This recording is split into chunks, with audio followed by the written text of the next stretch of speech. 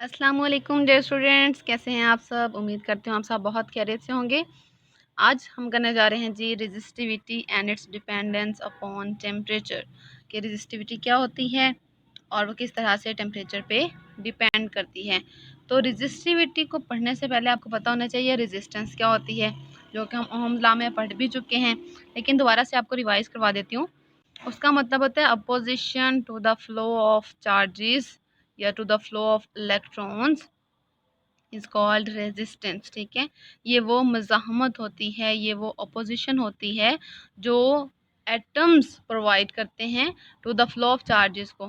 ठीक है, जैसे ही इलेक्ट्रॉन्स मूव कर रहे होते हैं मेटल्स के अंदर, तो उनको कोलिजन का सामना करना पड़ता है with the atoms of the conductor. तो वो वहाँ पे जो अपोजिशन प्रोवाइड होती है वो रेजिस्टेंस कहलाती है। और रेजिस्टेंस जो होती है वो डिपेंड करती है टेम्परेचर पे। क्यों डिपेंड करती है? देखिए, हमें पता है कि जो मेटल्स के एटम्स होते हैं वो अपनी मीन पोजीशन के गिर्द वाइब्रेट कर रहे होते हैं। तो जैसे अगर हम टेम्परेचर बढ़ाते हैं किसी मेटल का, तो उसके एटम जो हैं वो लार्जर एम्पलीट्यूड के साथ वाइब्रेट करते हैं। तो इस तरह से ज़्यादा चांसेस होते हैं कि इलेक्ट्रॉन्स उनके साथ क्लाइड कर सकें। तो क्या होता है, एटम्स जो हैं वो लार्जर क्रॉस सेक्शन एरिया जो है प्रोवाइड करते हैं for the collision with with the electrons. ठीक है, इसीलिए टेम्परेचर के साथ रेजिस्टेंस जो है वो इंक्रीज करती जाती है। दूसरी बात हमने देखना है कि अगर रेजिस्टेंसेस जो हैं, एक से ज़्यादा रेजिस्टेंसेस हों, तो उनको हम सर्किट में किस तरीके से लगा सकते हैं। रेजिस्टेंसेस को दो तरीके से सर्किट में लगाया जा सकता है।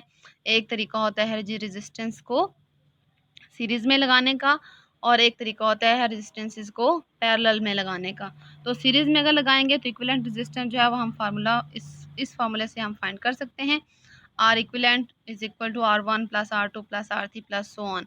अगर रेजिस्टेंसेस सीरीज़ में होंगी तो उन सबको हम ऐड कर लेते हैं और इक्विवेलेंट रेजिस्टेंस हमें मिल जाती है। अगर हमारे पास रेजिस्टेंसेस जो हैं वो पैरेलल कम्बिनेशन में लगी हों, तब उनका जो कम्बिनेशन होगा, जो इक्विवेलेंट रेजिस्टेंस निकलेगी, उसको हम निकाल सकते हैं 1/RE is equal to 1/R1 plus 1/R2 plus 1/R3। Parallel combination कैसा होता है जी, देख सकते हैं आप यहाँ पे इस डायग्राम में, ये कम्बिनेशन पैरेलल है। पैरेलल कम्बिनेशन में हमेशा जो रेजिस्टेंसेस का कॉमन एंड होता है वो बैटरी के सेम टर्मिनल के साथ अटैच होता है। तो देखें, लेफ्ट साइड पे तीनों रेजिस्टेंसेस का जो कॉमन टर्मिनल है वो बैटरी के पॉजिटिव टर्मिनल से अटैच है, और राइट साइड पे तीनों रेजिस्टेंसेस का जो कॉमन एंड है वो बैटरी के नेगेटिव के साथ अटैच है। और इसी तरह से सीरीज कम्बिनेशन में यहाँ पे देखिए रेजिस्टेंसेस आप देख सकते हैं, तीनों जो है वो साइड बाय साइड लगी होती हैं। एक रेजिस्टेंस जहाँ पे एंड होगी दूसरी वहीं से स्टार्ट होगी, फिर दूसरी जहाँ पे एंड होगी तीसरी वहीं से स्टार्ट होगी। और उनका जो फॉर्मूला है वो यहाँ से आप देख भी सकते हैं, आर इक्विवेलेंट बराबर होता है R1 plus R2 plus R3। और पैरेलल का भी आपको बता दिया है। अब चलते हैं हम अपने मेन टॉपिक की तरफ, जो कि है जो resistivity and its dependence upon temperature. Resistivity actually में क्या होता है, ये मीटर क्यूब वायर की रेजिस्टेंस होती है। The resistance of a metre cube of a wire is called resistivity. अब यहाँ पे देखिए, जो हमने मेटल ली है या वायर ली है उसका मीटर क्यूब लेना है। वो मीटर क्यूब उसका वॉल्यूम है, यानी कि वो लेंथ और उसके जो एरिया है उन दोनों पे डिपेंड कर रही है। हम चाहे वायर पतली यूज़ करें चाहे हम वायर मोटी यूज़ करें, दोनों केसेस में अगर वॉल्यूम सेम होगा तो रेजिस्टिविटी सेम होगी। लेकिन अगर हम यहाँ पे देखें, रेजिस्टेंस जो है वो इस तरह की कोई चीज़ फॉलो नहीं करती। रेजिस्टेंस क्या होती है, यहाँ पे लिखा भी हुआ है, देखें, it has been experimentally seen that the resistance R of a wire is directly proportional to its length L and inversely proportional to its cross section area A। अब यहाँ पे आप देख सकते हैं कि जो रेजिस्टेंस होती है वो लेंथ के डायरेक्टली वेरी करती है। अगर हम एक लंबी वायर यूज़ करते हैं तो उसकी रेजिस्टेंस ज़्यादा होगी, अगर वायर जो है वो कम लंबाई की होगी तो उसकी रेजिस्टेंस कम होगी। इस तरह से ये एरिया का क्या मतलब है, एरिया मतलब उसका क्रॉस सेक्शनल एरिया, या आप कह सकते हैं वायर की मोटाई। अगर वायर की मोटाई ज़्यादा है, एरिया ज़्यादा है, तो रेजिस्टेंस कम होगी, और अगर एरिया जो है वो कम है तो रेजिस्टेंस जो है वो ज़्यादा होगी। ये क्यों होता है, क्योंकि हमें पता है मेटल्स में जो एटम्स होते हैं वो उनकी लेयर्स जो है वो एक दूसरे के ऊपर लगी होती हैं। जस्ट लाइक टेनिस बॉल्स आप लें, उनको आप स्टैक में जोड़ते जाएं वन बाय वन ऊपर लेयर्स बना के, तो उनके दरमियान में स्पेसेस होती हैं। तो अगर पतली वायर होगी तो उसके जो एटम्स होंगे हो सकता है उनकी एक ही लेयर हो, वो साइड बाय साइड पड़े होंगे। लेकिन अगर हम मोटी वायर यूज़ करेंगे तो मोटी वायर में कुछ एटम्स ऊपर होंगे, कुछ नीचे होंगे, तो उनके दरमियान में गैप्स जो हैं वो ज़रूर होंगे। इसलिए जब गैप्स होंगे तो इलेक्ट्रॉन्स को पास करने के लिए रास्ता मिल जाता है, उनको कोलिजन का कम सामना करना पड़ता है। जबकि अगर वायर पतले यूज़ करेंगे तो उसमें एटम जो है साइड बाय साइड पड़े होते हैं, लिहाजा वहाँ पे इलेक्ट्रॉन्स को ज़्यादा कोलिजन का सामना करना पड़ता है। तो इसी रिलेशन को हम यहाँ पे लिख लेते हैं जी, आर एल के प्रोपोर्शनल है और आर ए के इन्वर्सली वेरी कर रहा है। इसको आप अलग-अलग भी लिख सकते हैं, इसको आप डायरेक्ट ऐसे भी लिख सकते हैं कि जब भी हम प्रोपोर्शनलिटी साइन हटाते हैं तो एक कांस्टेंट यूज़ करते हैं और एक यहाँ पे हम इक्वल साइन यूज़ करते हैं। तो यहाँ से आप देख सकते हैं ये जो कांस्टेंट के साथ कांस्टेंट यूज़ किया है उसको हमने जो शेप दी है वो देखिए इस तरह से, इसको आप इस तरह से लिख सकते हैं पी की फॉर्म में, इस तरह से ऐसे भी लिखा जा सकता है, या आप इस जो है इसको जो मर्ज़ी सिंपल ऐसे पी भी लिख सकते हैं। जो शेप आपको अच्छी लगे, आपको आसान लगे, वैसी शेप आप यूज़ कर सकते हैं। तो वे यहाँ इसको बोलते हैं रो। रो कैसे लिखेंगे आप? रो को लिखेंगे आर एच ओ, रो बोलते हैं इसको। वे rho is a constant of proportionality, और इसका नाम क्या है? इसको कहते हैं रेजिस्टिविटी। यानी कि रेजिस्टिविटी को हम इस नोटेशन से रिप्रेजेंट करते हैं, ये इसको रिप्रेजेंट करने का सिंबल है। और ये स्पेसिफिक रेजिस्टेंस होती है मटेरियल की, यानी कि रेजिस्टिविटी जो है वो मटेरियल पे डिपेंड करती है, वो लेंथ और एरिया पे डिपेंड नहीं करती, वो वॉल्यूम पे डिपेंड करती है और वो मेटल की टाइप पे डिपेंड करती है।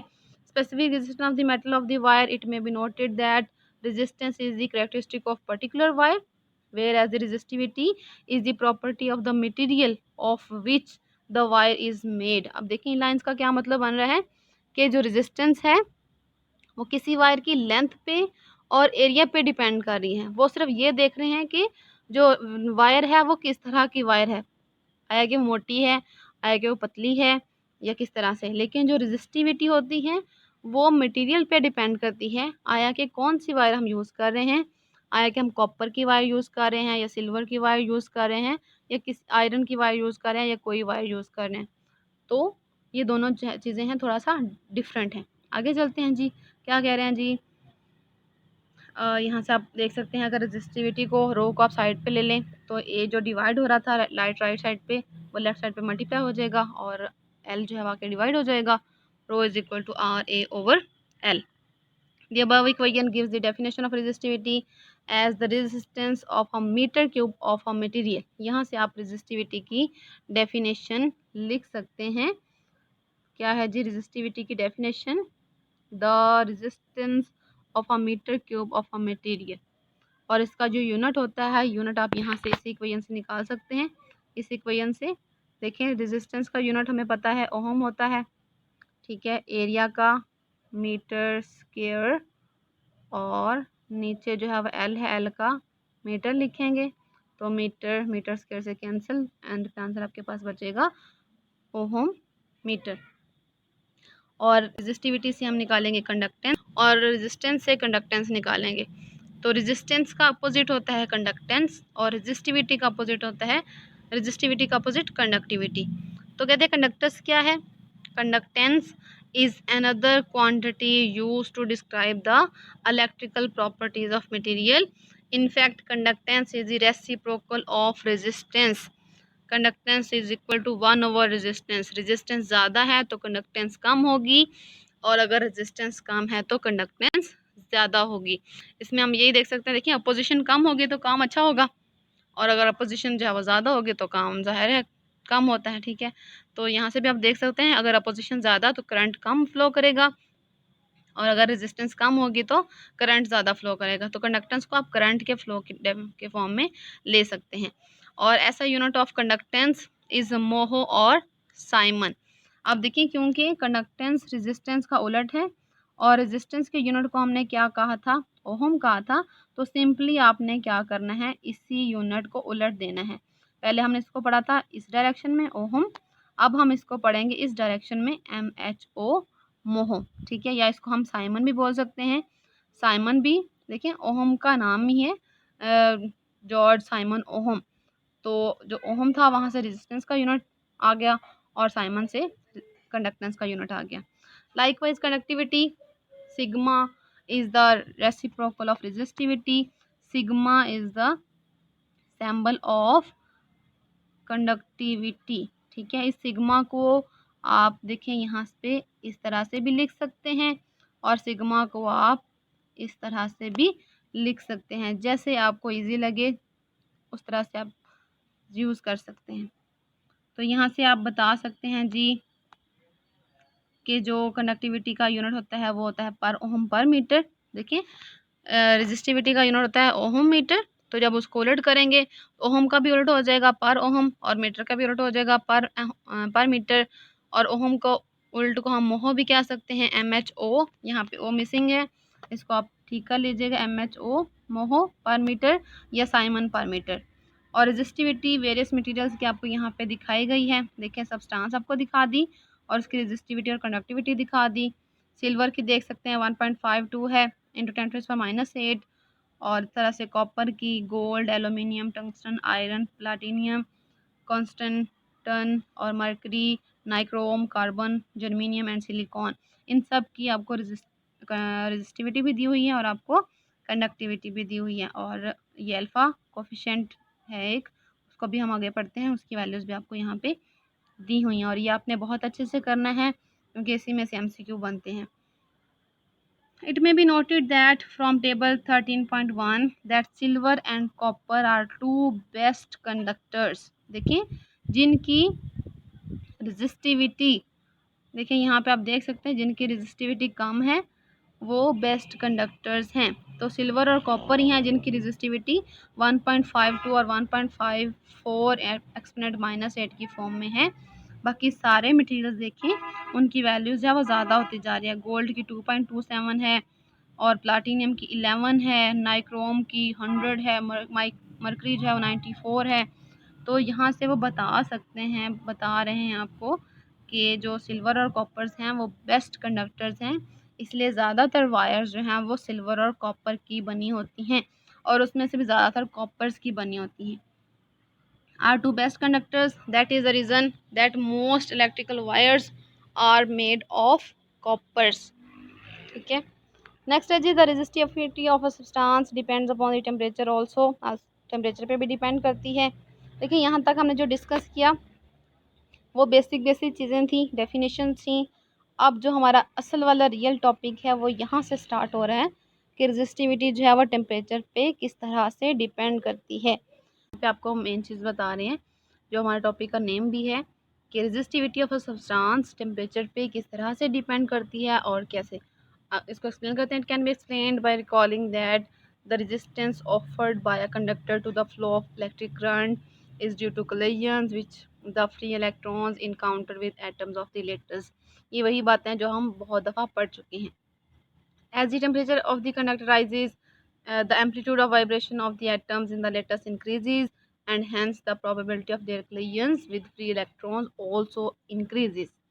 और इस तरह से कोई पर्सन कह सकता है that the atoms then offer a bigger target, that is the collision cross section of the atoms increases with temperature।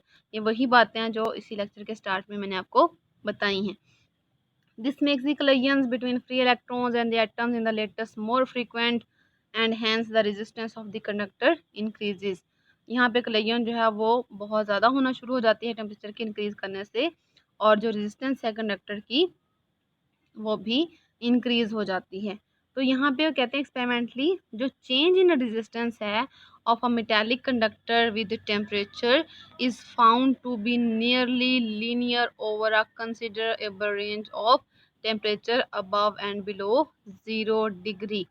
क्या बताना चाह रहे हैं कि जो रेजिस्टेंस होती है मेटालिक कंडक्टर की वो टेम्परेचर के साथ डायरेक्टली वेरी करती है एक लार्ज रेंज तक, यानी कि टेम्परेचर जो है 0 से इंक्रीज़ करते हैं या 0 से डिक्रीज़ करते हैं। तो आप कह दें 100 डिग्री तक या 50 डिग्री तक, मतलब एक कंसिडरेबल रेंज तक जो टेम्परेचर है और जो रेजिस्टेंस है वो एक दूसरे के डायरेक्टली वेरी करते हैं। ये आपको यहाँ पे ग्राफ पे भी दिखाया हुआ है। तो यहाँ पे आप देख सकते हैं कि ये जो मटेरियल की उन्होंने दिखाई हुई रेजिस्टिविटी और रेजिस्टेंस टेम्परेचर के हिसाब से, तो वो आप यहाँ पे देख सकते हैं। ये देखें तकरीबन 400 प्लस में जा रहा है टेम्परेचर, 400 डिग्री में, और उसके बाद जो है आपको वेरिएशन जो है वो नज़र आ रही है। यहाँ पे देखें, अगर आप इसको ड्रॉ करें नीचे तक यहाँ पे, तो ये जो आपके पास मैग्नीट्यूड टेम्परेचर की बन रही है वो तकरीबन 400 प्लस में बन रही है। और इससे पहले ये सारा का सारा ग्राफ आपको स्ट्रेट लाइन के तौर पे नज़र आ रहा है। दैट मीन्स कि जो रेजिस्टिविटी है वो टेम्परेचर के साथ डायरेक्टली वेरी कर रही है। जैसे जैसे टेम्परेचर इंक्रीज़ होता जा रहा है, रेजिस्टिविटी और रेजिस्टेंस दोनों इंक्रीज़ होते जा रहे हैं। यहाँ पे उन्होंने लिख दिया कि ये कॉपर की रेजिस्टिविटी है और ये टेम्परेचर के साथ शो किए जा रही है। तो यहाँ पे इसको हम कैसे लिख सकते हैं, ये जो इक्वेशन 13.9 वो किस तरह से शो कर सकते हैं, इसको भी लिख के आपको बता देते हैं। हमें पता है जो चेंज इन रेजिस्टेंस है वो टेम्परेचर के डायरेक्टली वेरी करती है। इसको यहाँ पे लिख लेते हैं, चेंज इन रेजिस्टेंस, इसको आप फिलहाल डेल्टा आर कह दें, ठीक है, और इसको कह दें कि ये टेम्परेचर के साथ डायरेक्टली वेरी करती हैं, ठीक है। इसको इक्वेशन नंबर 1 का नाम दे दें। दूसरी बात कि जो चेंज इन रेजिस्टेंस होती है डेल्टा आर, वो ओरिजिनल रेजिस्टेंस के आर नॉट के भी डायरेक्टली वेरी करती है। इसको आप इक्वेशन नंबर 2 का नाम दे दें, ठीक है। फिर इन दोनों इक्वेशन को आप कंबाइन कर लें। जैसे ही कंबाइन करेंगे आपके पास रिलेशन बनेगा delta R directly proportional to R not T, ठीक है। तो यहाँ से आप जैसे ही आप एक प्रोपोर्शनलिटी साइन हटाते हैं, कोई ना कोई कांस्टेंट यूज़ करते हैं और इक्वल साइन यूज़ करते हैं, तो यहाँ से आपके पास आ जाएगा जी delta R is equal to, constant लगाएंगे, वो कांस्टेंट हम अल्फ़ा यूज़ करते हैं, ठीक है, और यहाँ पे आ जाएगा आर नॉट टी, ठीक है। और यहाँ से आप डेल्टा आर की जगह लिखेंगे resistance at certain temperature, change in resistance है ना, तो final resistance minus initial resistance, R T minus R not. R not का मतलब है resistance at 0 degree, R T का मतलब है रेजिस्टेंस एट टी टेम्परेचर, ये बराबर आ जाएगा अल्फ़ा आर नॉट टी। तो यहाँ से आप क्या करें, आर नॉट टी को इस साइड पे आके डिवाइड कर दें, इसको यहाँ से आप डिवाइड करेंगे इधर, तो आपके पास ये जो रिलेशन है ये मिल जाएगा। अल्फ़ा बराबर आ जाएगा आपके पास R T minus R naught over R not T. Hope so आप लोगों को ये रिलेशन निकालना आ जाएगा। यहाँ पे बता रहे हैं आर नॉट क्या है और आर टी क्या है, जो मैंने बता भी दिए हैं। नेक्स्ट इसी इक्वेशन को आपने लिखना है जी रेजिस्टिविटी की फॉर्म में। हमें पता है आर बराबर होता है रो एल ओवर ए, तो रो टी बराबर आ जाएगा रो नॉ, आर टी बराबर आ जाएगा rho naught L over A, और आर नॉट आ जाएगा rho naught L over A. Values put करें, सब्सिट्यूट करें, L by A cancel out हो जाएगा और आपके पास रिलेशन बचेगा alpha is equal to rho T minus rho naught over rho naught T. फिर रो नॉट रेजिस्टिविटी है 0 डिग्री पे, रो टी जो है रेजिस्टिविटी है टी डिग्री पे, और इस अल्फा को कहते हैं temperature coefficient of resistivity of some substances, और ये इसकी वैल्यूज़ भी आपको सेम टेबल में मिल जाएंगी। तो कहते there are some substances like germanium, silicon etcetera whose resistance decreases with temperature, with increase in temperature. These substances have negative temperature coefficient. ये जो लाइंस हैं ये बहुत इंपॉर्टेंट है, इनको भी आपने अंडरलाइन कर लेना है। ये एज MCQ के तौर पे आपको पूछी जा सकती हैं, MCQ भी आ सकता है, ये शॉर्ट क्वेश्चन भी आ सकता है, तो इनको आपने अच्छे से कर लेना है। उम्मीद करती हूँ आपको आज का लेक्चर अच्छे से समझ आ गया होगा। अपना ख्याल रखिएगा। अल्लाह हाफिज़।